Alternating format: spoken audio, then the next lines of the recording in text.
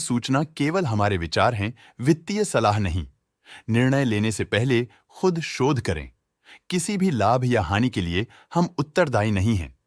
आज हम देख रहे हैं फेम इंडस्ट्रीज लिमिटेड के 2025-26 Q1 की standalone financial performance. Starting with the sales, पिछले क्वार्टर से सेल्स में 3% का इंक्रीज हुआ है, मगर कंपनी ने पिछले साल के मुकाबले 14% का सेल्स इंक्रीज रिपोर्ट किया। Expenses 3% quarter on quarter increase हो गए हैं, जो साल भर के 14.5% के राइज के साथ अलाइन करता है। क्वार्टरली एक्सपेंसेस के कंपैरिजन में सेल्स इंक्रीज होना दिखाता है कंपनी ने अच्छा परफॉर्म किया।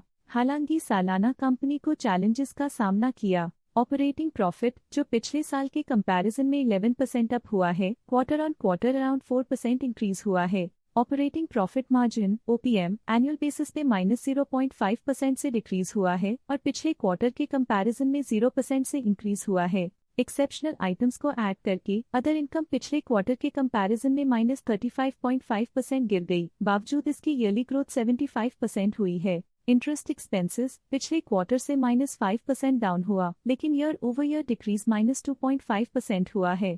डिप्रिशिएशन कॉस्ट में 3% का क्लाइम देखने को मिला और ईयरली बेसिस पे 14% का इंक्रीज देखा गया। प्रॉफिट बिफोर टैक्स एनुअली 13.5% बढ़ा, लेकिन प्रीसीडिंग क्वार्टर से -0% डिक्रीज हुआ है। इस साल कंपनी ने 26% टैक्स पे किया और क्वार्टरली कंपनी ने 26% टैक्स पे किया है। नेट प्रॉफिट ने ईयर ऑन ईयर 14% का इंक्रीज दिखाया, लेकिन लास्ट क्वार्टर से -3% का कंट्रैक्शन हुआ है। इस क्वार्टर के दौरान कंपनी का परफॉर्मेंस इतना अच्छा नहीं रहा। नेगेटिव नेट प्रॉफिट लॉसेस को इंडिकेट करता है। वहीं अगर एनुअल एनालिसिस की बात करें तो इस साल कंपनी का परफॉर्मेंस ठीक रहा। अर्निंग्स पर शेयर (EPS) में साल भर में 2.5% का इंक्रीज देखा गया, लेकिन क्वार्टरली में 3% की गिरावट भी नजर आई। इस क्वार्टर में कंपनी का EPS इतना अच्छा नहीं रहा। नेगेटिव प्रॉफिट कमजोर एफिशिएंसी को दिखाता है। फेम इंडस्ट्रीज लिमिटेड के फाइनेंशियल स्नैपशॉट को रिव्यू करते हुए कुछ मुख्य ट्रेंड्स सामने आए हैं जो कंपनी की परफॉर्मेंस में रोशनी डालते हैं।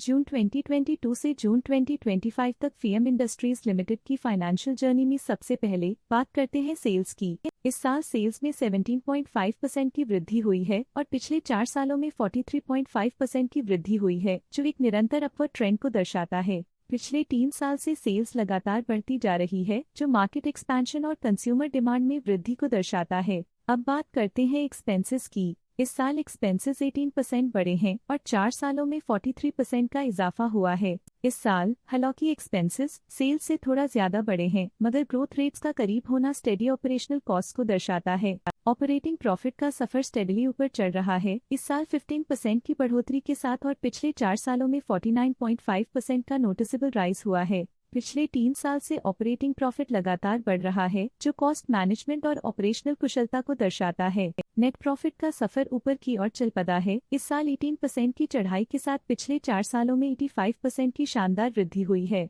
पिछले 3 साल से नेट प्रॉफिट लगातार बढ़ रहा है, जो फाइनेंशियल हेल्थ को मजबूती देते हुए इन्वेस्टर्स का ध्यान आकर्षित करता है। EPS के लिए रास्ता कठिन रहा है। इस साल EPS -41% डिक्रीज हुआ और पिछले 4 सालों में कुल मिलाकर -33% की गिरावट हुई है। एक इजाफे के बाद पिछले 2 सालों में EPS गिर रहा है, जो कुछ चैलेंजेस को दर्शाता है जिन्हें स्ट्रेटेजिक रिव्यू की जरूरत है। चलिए अब बात करते हैं शेयर होल्डिंग पैटर्न की। फेम इंडस्ट्रीज की शेयर होल्डिंग रिपोर्ट्स कुछ इस प्रकार की हैं, जो अननोन 2025 के तक चलता है। ये रिपोर्ट कंपनी के शेयर्स की डिटेल्ड जानकारी देता है, जिसमें promoters, promoter groups, foreign investors, public investors और सरकारी एंटिटीज शामिल हैं। पब्लिक हेल्थ शेयर्स का परसेंटेज 2025 के में 30.99% से 2025 के में 27.84% तक डिक्रीज हो गया। इस डिक्रीज से साफ है कि इस टाइम पीरियड में कंपनी में पब्लिक का हिस्सा डिक्रीज हुआ है। जब कंपनी के शेयर्स का अधिकतम हिस्सा प्रमोटर्स, FII, DII या गवर्नमेंट के पास होता है, तब ये माना जाता है कि कंपनी मजबूत हाथों में है, जो स्थिरता और मजबूत समर्थन को दर्शाता है और इस मार्केट की स्थिरता बनी रहती है। DII डोमेस्टिक इंस्टीट्यूशनल इन्वेस्टर्स ने अपना शेयर होल्डिंग 2025 में 7.05% से 2025 में 8.52% तक इंक्रीज किया। ये बताता है कि डोमेस्टिक इंस्टीट्यूशंस ने कंपनी में अपना इंटरेस्ट 1.47% तक इंक्रीज किया है। FII फॉरेन इंस्टीट्यूशनल इन्वेस्टर्स ने अपना शेयर होल्डिंग 2025 में 3% से 2025 में 4.68% तक इंक्रीज किया। ये बताता है कि फॉरेन इंस्टीट्यूशंस ने कंपनी में अपना इंटरेस्ट 1.68% तक इंक्रीज किया है। ये था कंपनी का करंट शेयर होल्डिंग पैटर्न। आज के लिए फाइनेंशियल सेक्टर में इतना ही। देखने के लिए धन्यवाद। स्टॉक लेटेस्ट न्यूज अपडेट के लिए चैनल को सब्सक्राइब करें और वीडियो को लाइक एंड शेयर करें।